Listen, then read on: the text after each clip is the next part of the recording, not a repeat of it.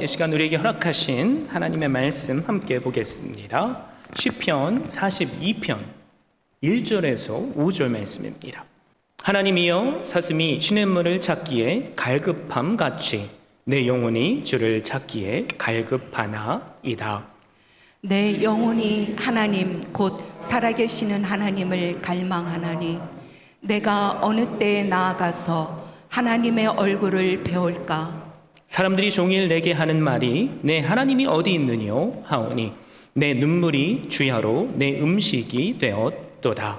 내가 전에 성의를 지키는 우리와 동행하여 기쁨과 감사의 소리를 내며 그들을 하나님의 집으로 인도하였더니 이제 이 일을 기억하고 내 마음이 상하는도다.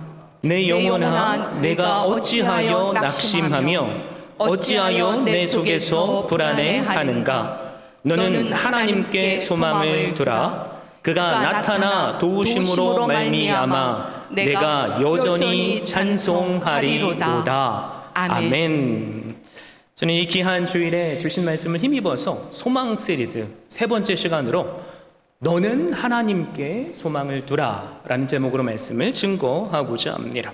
우리가 너무나도 잘 아는 말씀이죠. 데살로니가 전서 5장 16절에서 18절은 항상 기뻐하라, 쉬지 말고 기도하라, 범사에 감사하라, 이것이 그리스도 예수 안에서 너희를 향하신 하나님의 뜻이니라 라고 말씀합니다. 여러분, 그런데 어떠세요? 이 말씀처럼 하나님을 믿는 우리는 항상 기뻐해야 하죠. 그리고 감사하며 살아야 합니다. 그런데 우리가 사는 현실은 어떻습니까? 기뻐해야 할 일이 그리 많은 것 같지 않아요. 사실 감사할 일도 별로 없죠. 웃을 일보다는 화날 일이 더 많고요. 기쁜 일보다는 슬픈 일들이 많고 소망되는 일들보다는 낙심되는 일들이 더 많습니다.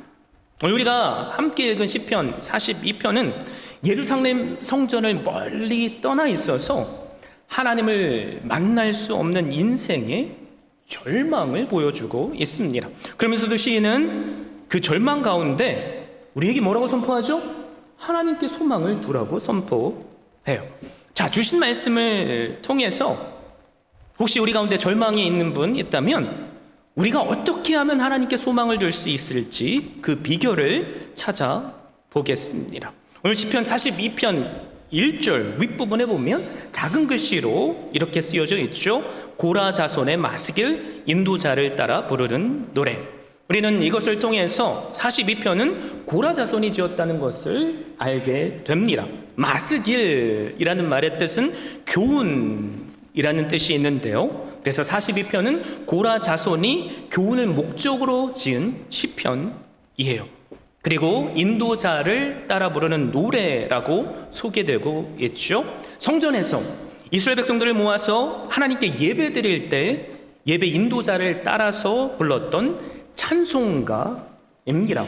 여기서 고라 자손은 레위 지파입니다. 예배를 인도하는 직분을 맡은 사람이에요. 그래서 그들 가운데 누군가가 이 시를 썼다고 말하는 학자가 있고, 원래 이 시는 다윗이 쓴 시인데 그 시를 예배를 주관하던 고라 자손이 편집해서 사용했다라고 말하는 학자도 있습니다. 누가 이 시를 썼든지 간에 여러분, 우리가 이 시를 읽어보면 시는 낙심되고 좌절의 순간, 우리 같으면 모든 것을 포기할 수밖에 없는데 그 과정을 통과하면서 이 시를 썼다는 것을 알게 됩니다. 1절에서 그래서 이렇게 말씀하잖아요. 하나님이여 사슴이 시냇물을 찾기에 갈급함 같이 내 영혼이 주를 찾기에 갈급하나이다. 하나님이여 하고 가장 먼저 하나님을 찾고 있죠. 여러분, 우리가 내 힘으로 감당할 수 없는 절망의 순간에 이르렀을 때 우리도 이 시인처럼 가장 먼저 해야 할 일이 있어요. 그게 뭐냐면 하나님을 찾는 겁니다. 하나님을 찾을 때 어떻게 찾아요? 간절히 찾아야 합니다. 지금 이 순간에 하나님을 만나지 못하면 나는 죽을 수밖에 없다는 심정으로 하나님을 찾는 거예요. 여러분, 그런데 그 일은 생각만큼 그렇게 쉽지 않죠.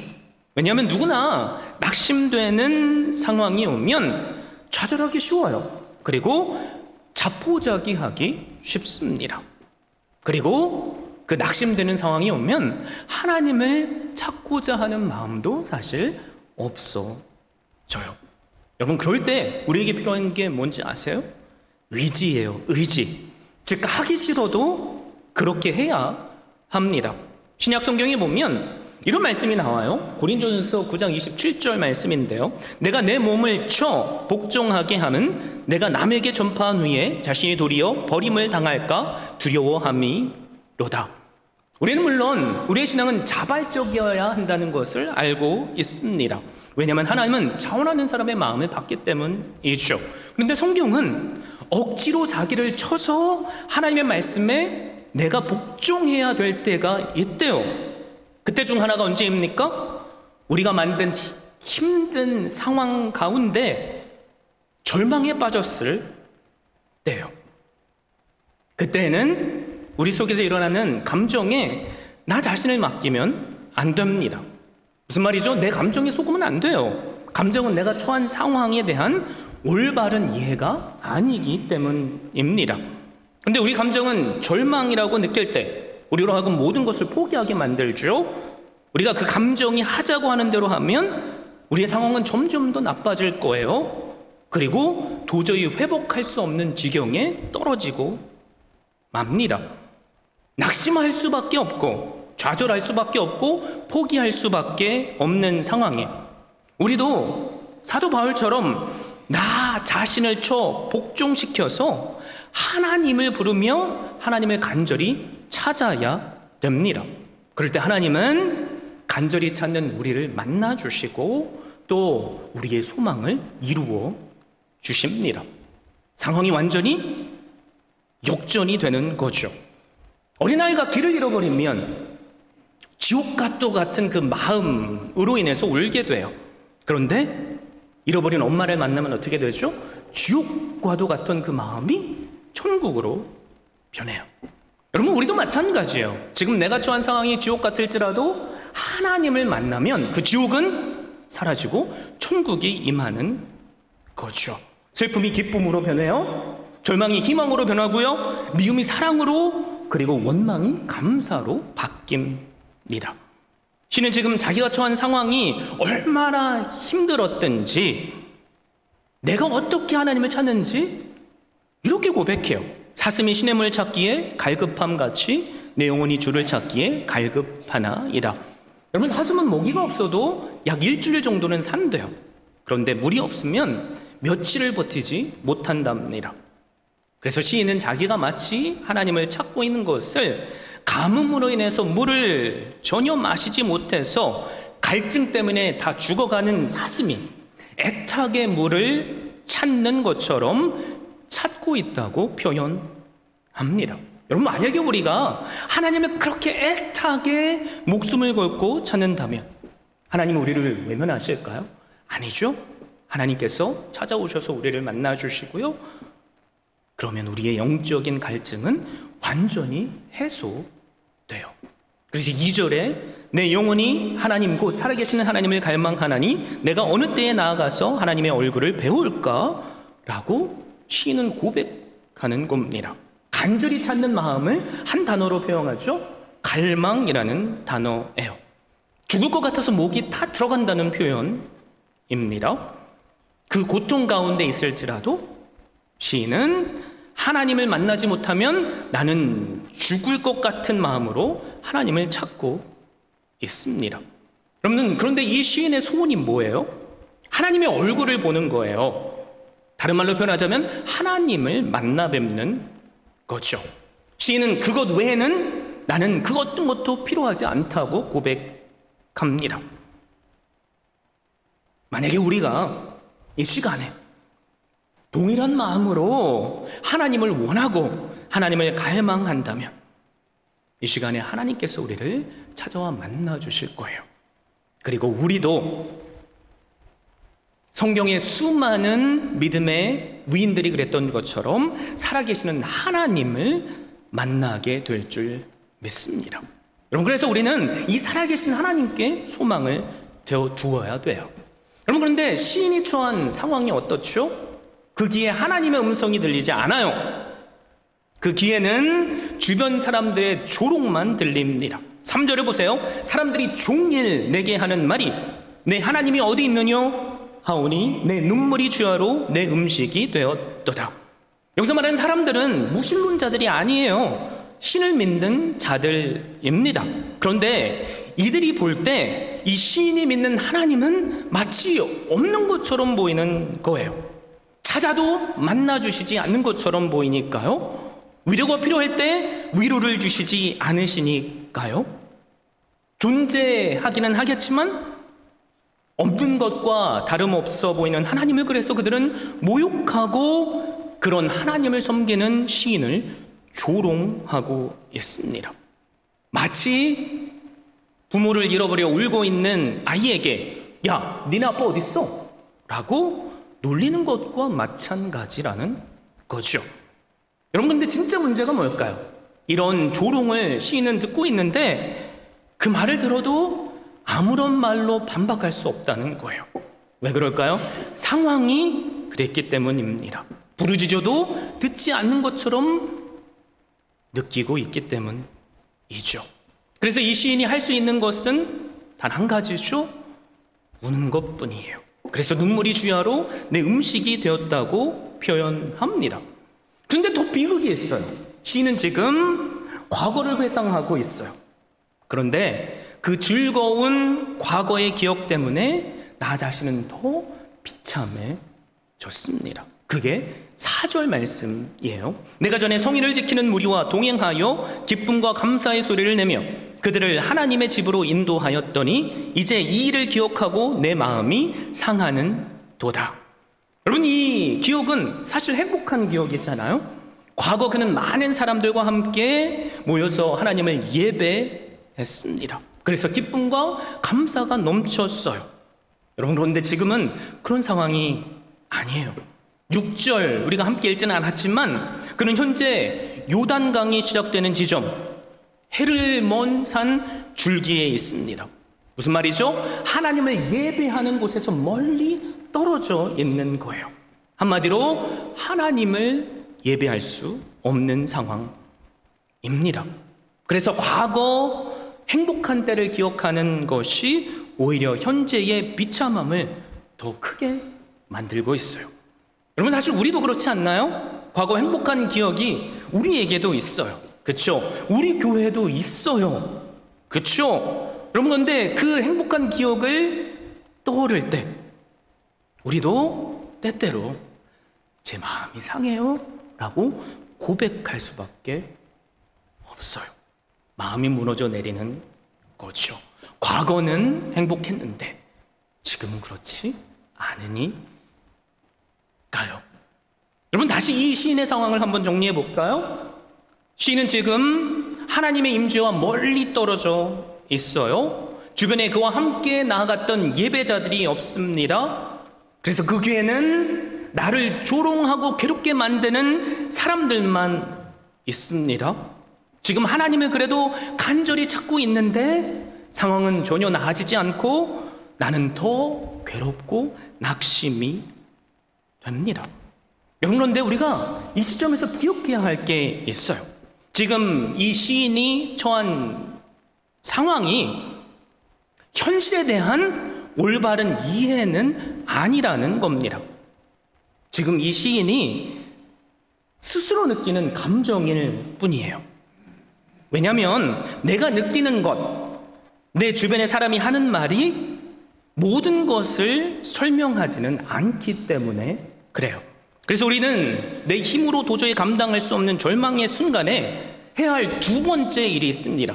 하나님을 찾는 것이 첫 번째라고 했죠. 두 번째는 내 느낌이나 감정이 아니라 꼭 기억하세요. 하나님의 시선으로 상황을 봐야 합니다. 제가 한번 예를 여러분께 들어볼게요. 여러분, 몰래카메라 다들 잘 아시죠? 유튜브에서 한 몰래카메라를 전 본 기억이 있는데요. 한 남자가 아이스크림을 먹고 있어요. 근데 상황이 어떤 상황이냐면 이 남자가 아이스크림을 먹는데 두 눈을 뚫어지게 앞에 있는 사람을 뜨고 바라보면서 혀를 내밀어서, 이게 만약에 아이스크림이면 이렇게 먹고 있는 거예요. 자, 여러분이 만약에 그 앞에 있는 사람이라면 어떤 기분이 들까요? 기분이 상할 것 같아요. 왜요? 나를 바라보며 이렇게 아이스크림을 먹고 있으니까요. 나를 희롱하는 것처럼 느껴지니까 기분이 상할 거예요. 그래서 순간 기분이 나빠진 이 사람이 아이스크림을 손으로 쳐서 땅에 떨어뜨립니다. 그러면서 험한 말을 하고 있어요. 순식간에 큰 싸움이 벌어질 상황입니다.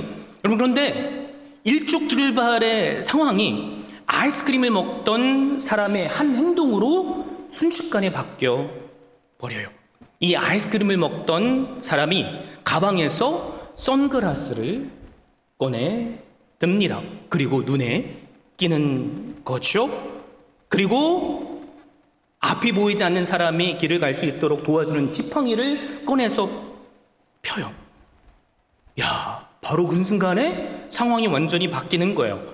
아이스크림을 쳐서 떨어뜨리고 화를 내던 사람이 갑자기 당황하면서 미안해요. 그리고 그 사람을 위로하면서 몰랐다고, 미안하다고, 그런 얘기를 하는 거죠.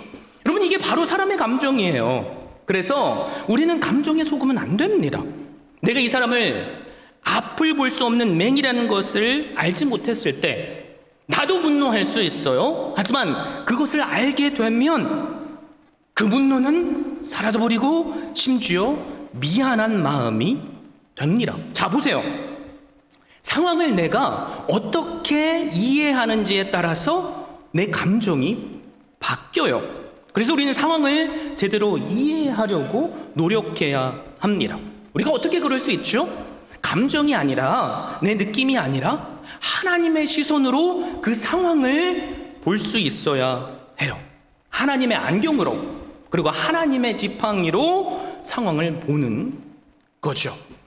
당연히 시인에게도 우리가 지금까지 살펴본 것처럼 그럴 만한 이유가 있어요. 하나님께 나아가도 나아갈 수 없는 상황이죠. 그 주변에 그를 위로하는 사람이 없습니다. 조롱하는 사람들 뿐이에요. 종일 할 수 있는 것은 눈물을 흘리는 것뿐입니다. 낙심하고 불안할 이유가 너무나도 많죠. 여러분, 그런데 그게 끝이 아닙니다. 그에게는 여전히 살아계신 하나님이 함께 하세요. 하나님은 여전히 그를 도우실 수 있는 분이시고 또 그렇게 하실 겁니다. 그러니까 하나님께 소망을 둘 수 있는 거죠. 여러분, 이게 바로 상황에 대한 올바른 해석이에요. 하나님을 제외하고 상황을 보면 낙심할 수밖에 없어요. 불안해하는 게 당연합니다. 하지만 하나님을 포함하고 상황을 보면 꼭 그럴 필요가 없는 거죠. 그래서 문제가 뭡니까? 내가 현재 보이지 않는 하나님을 볼 수 있느냐? 나는 그 하나님께 소망을 두고 있느냐? 이게 문제예요. 다른 말로 표현해 볼까요? 지금 내 눈이 보이는 상황이 말하는 것을 들을 것이냐, 아니면 하나님께서 하시는 말씀을 들을 것이냐, 이겁니다. 우리도 혼자라고 느껴질 때가 분명히 있어요. 여러분, 하지만 기억하세요. 우리는 혼자가 아닙니다. 하나님께서 우리와 함께 하시고요. 우리가 혼자인 것처럼 느껴지는 그 상황에서도 우리가 시인처럼 하나님을 찾고 하나님께 소망을 둔다면 하나님께서 우리를 도와주실 겁니다. 이때쯤에 아멘이 나와야 되는데, 아멘이시죠? 우리의 힘으로 도저히 감당할 수 없는 절망의 순간에 우리는 하나님을 찾아야 하고요. 그리고 하나님의 시선으로 상황을 봐야 돼요. 그리고 마지막 세 번째로 해야 할 것이 있습니다. 그게 뭐냐면 시인처럼 날마다 나 스스로에게 하나님의 말씀을 선포해야 돼요. 시인이 스스로에게 어떻게 선포하죠? 여러분, 우리 5절 말씀 한 목소리로 함께 읽어볼까요? 여러분, 성경책 다들 펴고 계시죠? 시작. 내 영혼아, 내가 어찌하여 낙심하며 어찌하여 내 속에서 불안해하는가? 너는 하나님께 소망을 두라. 그가 나타나 도우심으로 말미암아 내가 여전히 찬송하리로다. 자, 보세요. 시인은 자신의 낙심과 불안을 부정하지 않죠. 정직하게 인정합니다. 그리고 자기 영혼을 향해서 스스로 하나님의 말씀을 선포하고 있어요. 설교하는 거죠. 내 영혼아, 너 왜 이렇게 낙심하고 있어? 왜 불안해해? 스스로를 꾸짖는 겁니다. 그러면서 스스로를 향해 너는 하나님께 소망을 둬라고 선포하는 거죠. 무슨 말일까요? 상황에 속지 마. 감정에 속지 마. 영원히 변함없으시고 신실하신 하나님께 소망을 두고 낙심의 자리에서 일어나라는 거예요. 제가 이 시편과 관련해서 읽은 설교 중에서 잊혀지지 않는 한 편의 명설교가 있습니다. 마틴 로이드 존스 목사님, 제가 존경하는 목사님 중에 한 분인데요. 영적 침체, 그 원인과 처방이라는 책에 수록된 설교예요. 로이드 존스 목사님은 그 설교에서 영적 침체의 원인을 여러 가지로 다루면서 이 침체에서 벗어나는 길은 오늘 본문의 이 시인처럼 자기 스스로에게 설교하는 것이라고 정의했습니다. 그래서 42편에서 43편까지 쭉 보시면 시인은 스스로에게 반복해서 우리가 읽은 5절의 후렴구로 스스로에게 하나님의 말씀을 선포하고 있어요. 여러분, 우리도 마찬가지 이 시인처럼 해야 합니다. 낙심의 자리에 떨어졌습니까? 불안해하고 계십니까? 우리가 해야 할 일은 내 영혼을 향해서 이 말씀을 되새기며 설교하는 거예요. 그리고 이 말씀에 믿음으로 반응하는 거죠. 그럴 때 하나님은 살아서 역사하십니다. 그리고 우리를 도우시는 하나님을 우리는 경험하게 될 겁니다. 그리고 우리의 입술은 이 시인처럼 하나님을 찬양하게 될 겁니다. 그러면 여러분께 선포합니다. 여러분의 모든 소망을 이 살아계신 하나님께 두십시오. 그럴 때 우리로 찬양하게 하시는 그 은혜를 누리게 될 줄로 믿습니다. 자, 그렇다면 우리가 이 하나님께 소망을 둬야 하는 이유가 뭐예요? 시인은 오늘 본문을 통해서 뭐라고 선포하죠? 세 가지를 우리가 함께 나눌 텐데요. 첫 번째는 시인은 자신이 믿는 하나님을 살아계신 하나님이라고 고백합니다.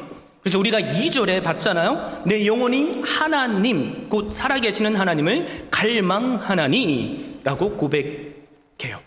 우리가 믿는 하나님은 과거 시인의 시대만 살아계신 하나님이 아니시죠. 과거나 오늘이나 내일이나 영원히 살아계신 하나님이십니다. 그러기에 우리는 그 하나님께 소망을 줄 수 있는 거죠. 그리고 시인은 두 번째로 내가 믿는 하나님은 생명의 하나님이라고 고백해요. 여러분 8절 말씀 읽진 않았지만 보세요. 낮에는 여호와께서 그의 인자하심을 베푸시고 밤에는 그의 찬송이 내게 있어 생명의 하나님께 기도하리로다 라고 고백합니다. 내가 믿는 하나님은 생사화복을 주관하시는 생명의 하나님이시라는 거죠.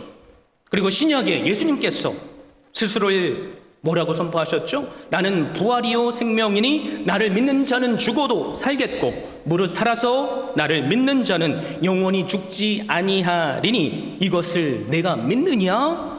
라고 하셨어요. 우리는 생명이신 주님을 믿는 하나님의 자녀들입니다. 여러분, 우리가 이 생명을 어떻게 누리게 됐죠? 우리에게 독생자 예수 그리스도를 주시기까지 사랑하신 하나님의 은혜 때문이에요.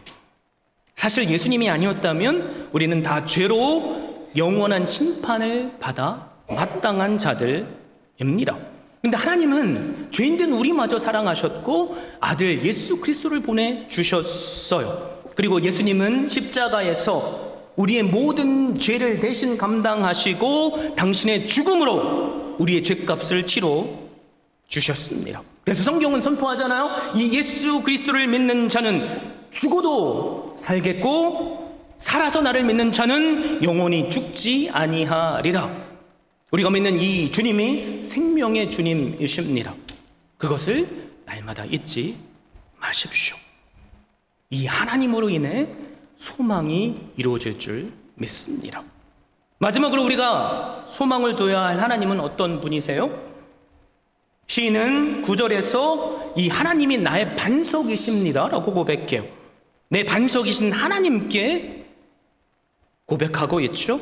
반석이라는 말의 뜻이 뭡니까? 견고한 바위라는 뜻이에요. 견고하신 하나님 앞에 있을 때 나는 결코 흔들림이 없다는 거죠. 여러분, 우리가 믿는 하나님은 살아계신 하나님이에요.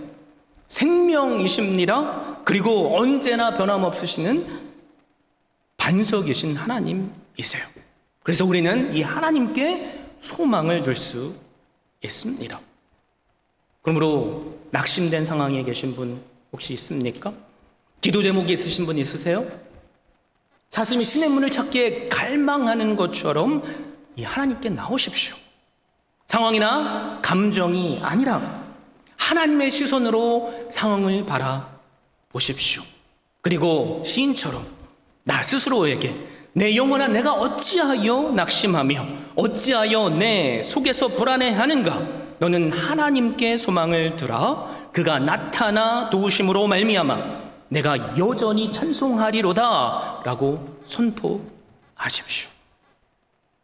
그래서 살아계시고 생명이시고 반석 되시는 하나님께서 우리의 소망을 이루게 하시는 은혜를 누리시는 한 분 한 분 되시기를 예수 그리스도의 이름으로 축원드립니다.